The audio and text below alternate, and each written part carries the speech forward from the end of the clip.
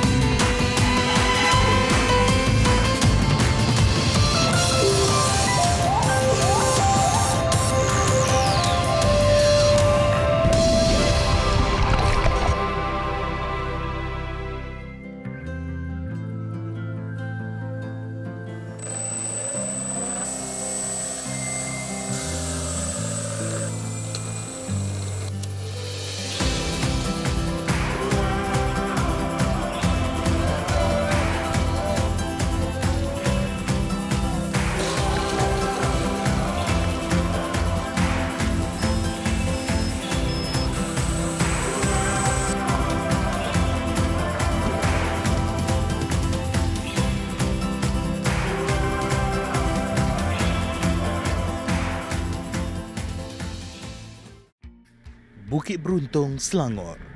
Di sini telah bermustahilnya seorang anak kelahiran Baling Kedah. Nazrul Hisham Abdul Manaf yang mesra disapa Nas berhijrah ke sini lebih 19 tahun lalu untuk mencari peluang pekerjaan yang lebih baik. Bermula dari kemahiran sifar, kini sudah hampir 10 tahun Nas membina kapal terbang kawalan jauh atau RC pelbagai jenis dan model. Beliau sendiri tidak pernah menjangka bahawa suatu hari dia akan menjadi susuk yang dicari peminat hobi RC. Kalau ikut latar belakang saya memang tak ada langsung dalam bidang aeronautik ni. Saya dulu pekerja industri. Sikit dah punya basic punya technical dengan mechanical, macam mana mesin bekerja kan. Masa tu saya tak ada bahan yang sesuai lah. Saya kutip polystyrene ni di pasar, saya potong dan saya try buat model apa-apa, dan bila dah siap saya bawa ke Padang, saya bagi member ni test. Bila test naik, terbang elok kan. Cuma tak sempurna lah. Menurut laman sesawang RC Plane World, di Malaysia ada 15 kelab penerbangan RC yang berdaftar. Dan siapa sangka, hampir 300 model pesawat RC yang telah terbina itu adalah hasil tangan anak tempatan ini. Ada satu model yang elok sikit lah saya buat kan. Bila seorang ni guna kapal tu, orang lain akan tanya. Sebab fitrahnya kita main tu, beli kat mana kan, siapa buat kan. Dia akan tanya. Bila tanya ni, dia mulut ke mulut ni lah. Yang datang seorang ni, dia nak model ni. Datang seorang ni nak model ni pula. Jadi masa tu lah membuka peluang saya untuk belajar nak buat kapal pelbagai model lah. Walaupun setiap ciptaannya kini boleh diterbangkan dengan sempurna, Nas tidak terlalu mengkomersialkan penghasilannya. Tempahan yang diterimanya berpandukan kepada kebolehupayaan individu tersebut untuk menerbangkan kapal. Saya memilih customer saya. Tengok kepada kemampuan tu, kebolehan. Saya akan ambil orang yang dah boleh terbang. Sebab kebanyakan model yang saya buat ni memerlukan kemahiran yang agak cekap lah. Kalau untuk yang baru-baru nak belajar, tak sesuai. Memang saya terpaksa pilih. Kita tak nak orang membazir dekat situ. Bila dapat kapal yang karakter dia yang agak liar ataupun yang lebih besar, jadi tak sesuai untuk dia. Nanti kalau jatuh, pecah, koyak, rugi. Saya tak ke arah tu. Saya lebih kepada kita bagi khidmat kepada orang yang sepatutnya. Bahan utama dalam penghasilan model pesawat binaan Nas ialah polisterina. Ia mudah didapati dan senang untuk dibentuk. Namun dalam memenuhi permintaan pelanggan, setiap model memerlukan aksesori dan peralatan berlainan yang kadangkala memberi kekangan. Kalau dekat saya ni satu tool lah. Kekurangan tool, ruang kerja, tempat saya yang sempit macam ni kan. Dia punya part elektronik, ada masa senang dapat, ada masa susah dapat. Kita nak dapatkan yang betul-betul sesuai tu, kita terpaksa try ni dulu. Macam saya ni di Bukit Beruntung, tempat yang terceruk, hardware pun terhad. Jadi nak dapatkan bahan-bahan skru apa semua pun sangat terhad.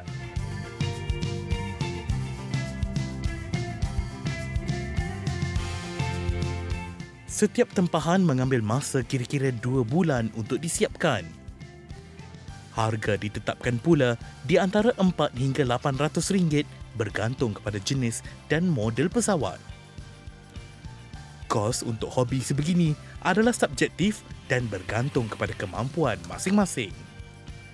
Ramai yang beranggapan hobi RC ni adalah hobi yang mahal, hobi kayangan. Mungkin dia orang kurang pendedahan. Actually, hobi ni ada yang mampu milik. Sebab sekarang kita dah ada online shopping dan tak semahal macam dulu. Macam-macam kita boleh pilih. Cuma dalam hobi ni perlukan guru.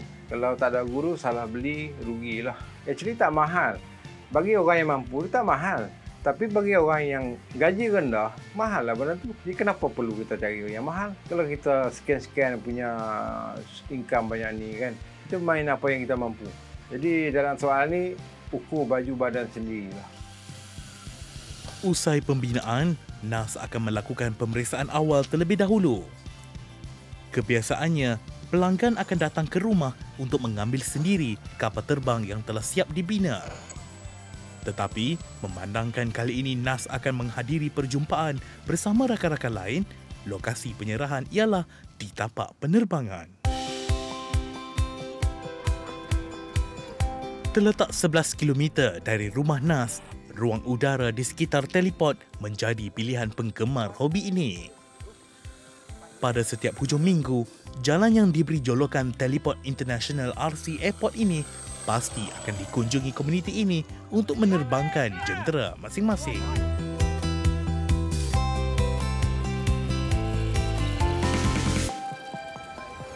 Kebanyakannya datang dari pelbagai tempat dan latar belakang untuk berkumpul dan berkongsi minat serta pengetahuan mengenai hobi khusus ini. Hari ini juga merupakan hari penyerahan kapal terbang model Twin Otter yang telah disiapkan kepada pelanggannya untuk tempahan kali pertama. Ini adalah jenis yang pertama, Mas Wing Otter. Kalau segi tengok perbuatan dia memang sebiji macam yang real punya. Untuk Sarawak punya buka, tawau, sama. Bentuk dia itu yang saya tertarik untuk membeli dia, tempah dengan Abang Nas ni. Alhamdulillah hari ini saya dapat terimalah kapal ni, perbuatan ni. Menurut Johan yang mesra disapa Pak Cik Jo, hasil tangan Nas sentiasa dinanti-nantikannya. Di samping kualiti penghasilan, kestabilan dalam penerbangan serta pendaratan menjadi faktor utama dia memilih model binaan NAS. Tak boleh gambarkan. Pasal benda terbang ni, rasa bangga, satu kepuasan lah. Tak dapat digambarkan. Pasal benda ni, hobi ni, kalau ikut ambil risiko, terhempas dia, apa dia. Tapi Alhamdulillah lah, kapal ni memang float habis kata orang tu. Terbang, mendarat dengan keadaan baik.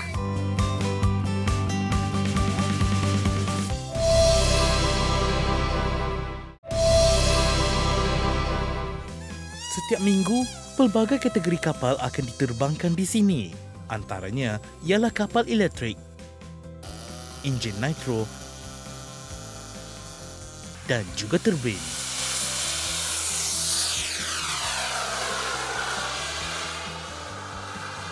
Jet dengan enjin turbin berada di kategori yang paling laju dalam hobi ini. Sistemnya yang dikawal secara elektronik berupaya memberikan kepuasan maksimum kepada penerbangnya. Kelajuannya pula boleh mencecah sehingga 400 km sejam. RC turbine dia adalah penghujung dah. Di mana sebab dia sangat susah untuk dijinakkan lah. So flying character totally different.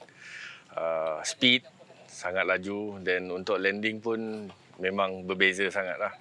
Jadi biasanya orang yang dah ke turbine tu, dia start daripada awal, kapal-kapal kipas dulu dan penghujungnya lah, baru ke turbine. Dilengkapi sistem canggih dan kelajuan maksimum, harga untuk memilikinya pasti merunsingkan. Namun, beredar zaman dan permintaan, ia bukan lagi menjadi hobi golongan kayangan berbanding 20 tahun lalu.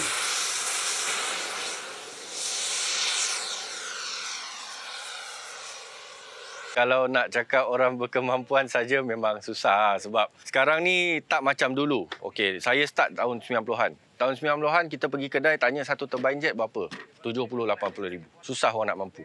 So lepas tu kilang-kilang pun banyak dapat feedback daripada flyer untuk buat low cost entry level jets apa semua. So that's why the cost drop from berpuluh-puluh jadi dalam mungkin belasan untuk start main turbine jets lah. Dia ada satu option lagi yang lebih murah, iaitu foam. Dia macam gabus tapi dia gabus jenis solid. Dia orang masukkan turbine engine. Walaupun hobi ini telah bermula lebih 20 tahun lalu buat Darren, ia masih lagi berkembang. Sokongan tertentu dalam mengembangkan lagi hobi ini ternyata penting, terutamanya daripada aspek keselamatan. Saya sebenarnya sangat memerlukan kerajaan kita untuk support hobi ni. Sebab saya sendiri banyak fly hobi ni di luar negara. So diorang sana, kerajaan dia support. Dia bagi satu tempat khas, ada clubhouse dan dia ada rules. Kalau daripada kapal elektrik ke kapal nitro, dia ada ujian-ujian tertentu untuk dapatkan permit untuk fly. Jadi saya berharap betul untuk melaksanakan benda ni kat Malaysia juga. First thing, keselamatan. Dan ruang udara. Kita tak fly dekat dengan airport. Kita pun baru mula nak berbincang untuk meneruskan idea ni lah.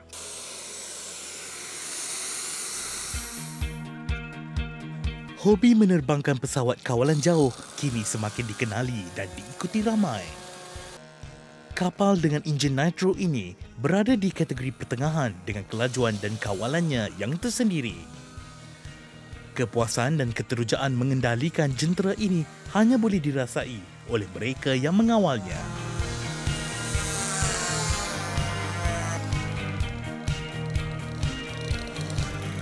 Apabila kapal mendarat dengan baik, ia merupakan satu kelegaan. Namun, apabila ia hilang kawalan,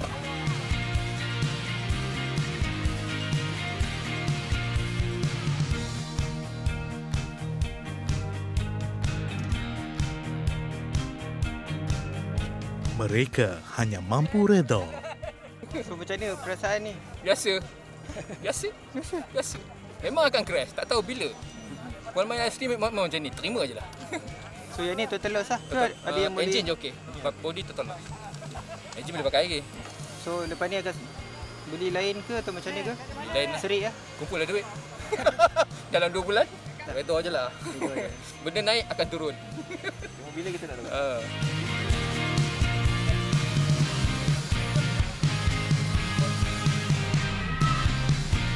Taman Melur serendah Selangor. Di sebalik kemah kanvas biru ini menempatkan sebuah bengkel mini yang menyediakan perkhidmatan membaiki kapal terbang kawalan jauh.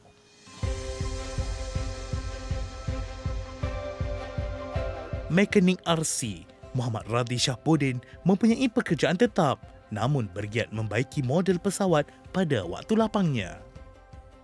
Dia yang juga gemar bermain model helikopter dan kapal terbang berpendapat amat rugi jika sesebuah pesawat yang terhempas dibuang begitu sahaja. Main kapal memang belajarlah. Kapal tu ada je yang hari ni saya beli, hari ni juga jatuh. Kita punya trend banyak yang dulu-dulu kan, dia dah jatuh, tak tahu nak buat apa. Kutik-kutik spare part, bakar. Sampai satu masa saya kata, benda ni sikit je. Kenapa tak belajar untuk repair? Kapal crash je saya bawa balik. Kapal crash je saya buat. Jadi balik tu saya try and error. Zaman dulu tak ada YouTube, tak ada ilmu, tak ada apa. Jadi kita hanya tengok macam mana nak bentukkan kapal tu ikut dia punya spek asal. Jadi kita nak belajar punya pasal, kita azam tu ada, lama-lama bolehlah. Tanpa pendidikan formal dalam bidang mekanikal, minat dan pemerhatian mendalam membolehkan beliau mengasah kemahiran membaiki badan pesawat.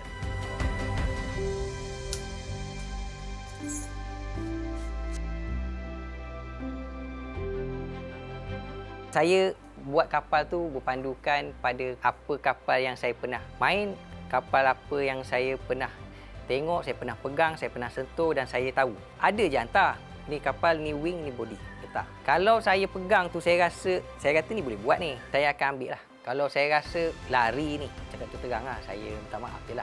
Kan? Bukan semua, walaupun kita repair kapal, bukan semua kapal tu kita boleh terima bulat-bulat. Kalau kita paksa diri kita buat, tapi dia buat tapi tak ada kualiti, tak guna juga. Kalau saya tolak je lah. Tempoh masa diambil untuk membaiki kapal adalah bergantung kepada jenis kerosakan. Kerosakan kecil boleh diperbaiki dalam masa setengah hari, manakala tumpuan lebih perlu diberikan jika pesawat rosak teruk. Bayaran dikenakan pula mengikut skala kerosakan pesawat. Sebenarnya hobi ni dia boleh cakap hobi ni mahal dan boleh cakap hobi ni murah sebab dia bergantung kepada grade.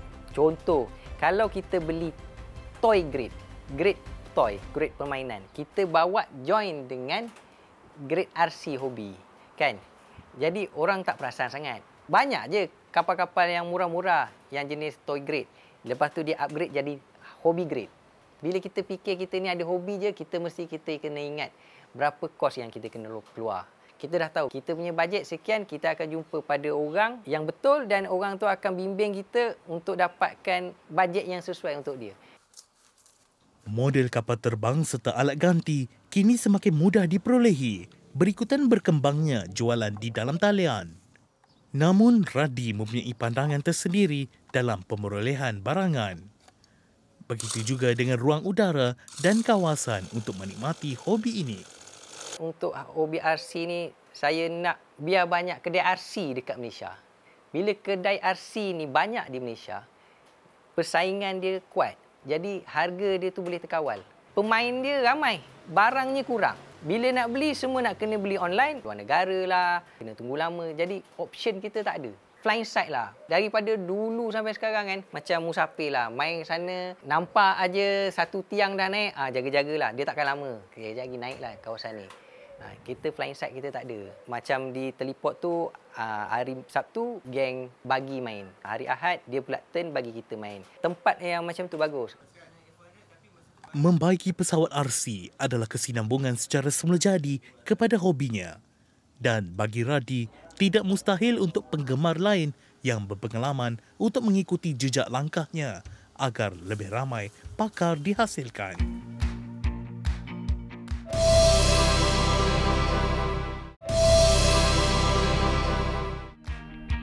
Teleport Bukit Beruntung, Selangor. Ruang udaranya sering menjadi tumpuan ramai pada setiap hujung minggu berikutan himpunan penggemar kapal terbang kawalan jauh.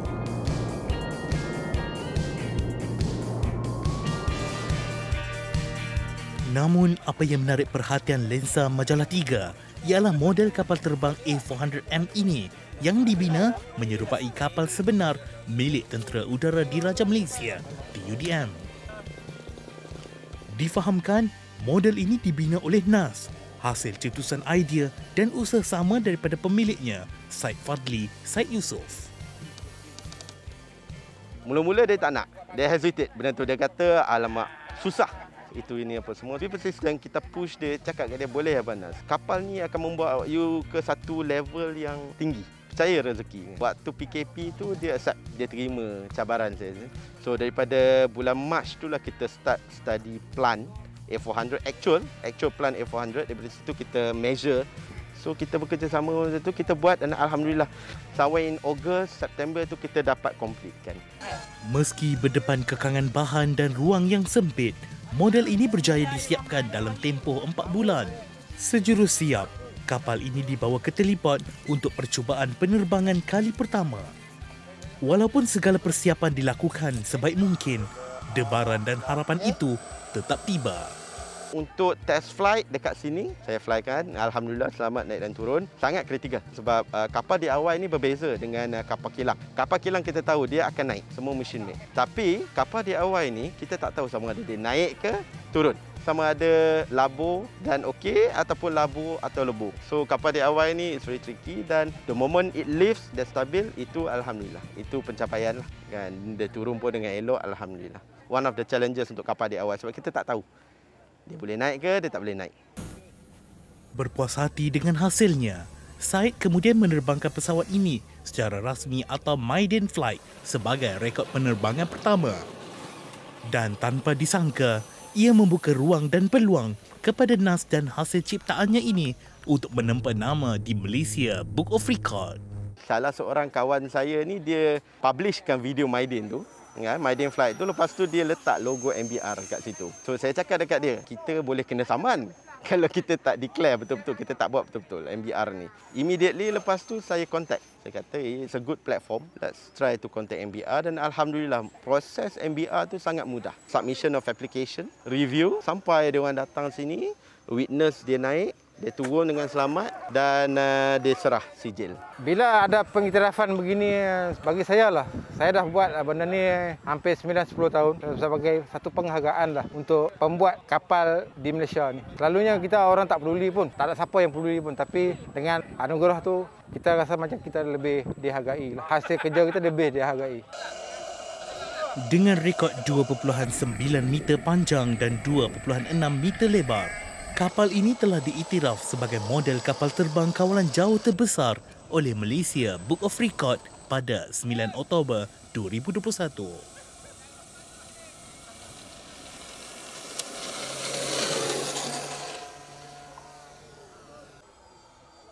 Sejak daripada pengiktirafan itu, kapal ini semakin tular di media sosial dan mendapat perhatian ramai.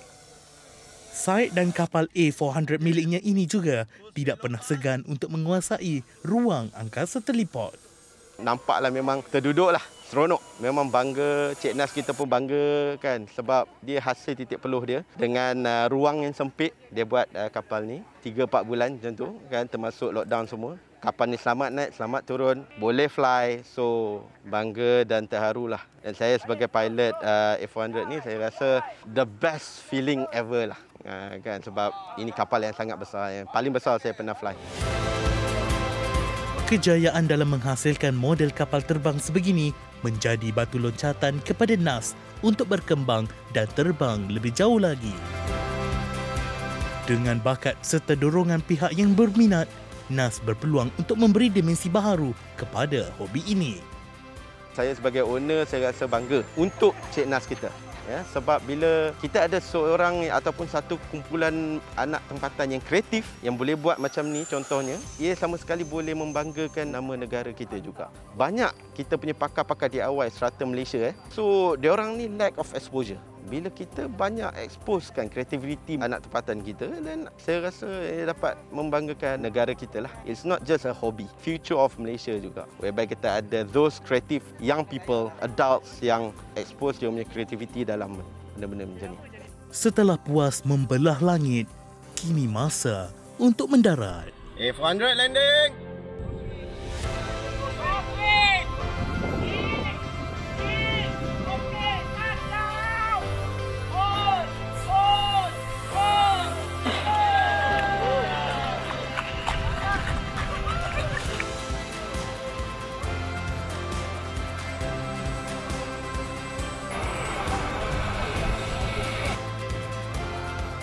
Kapal terbang kawalan jauh bukanlah sebuah hobi yang meluas, namun penggemarnya komited dan semakin berkembang.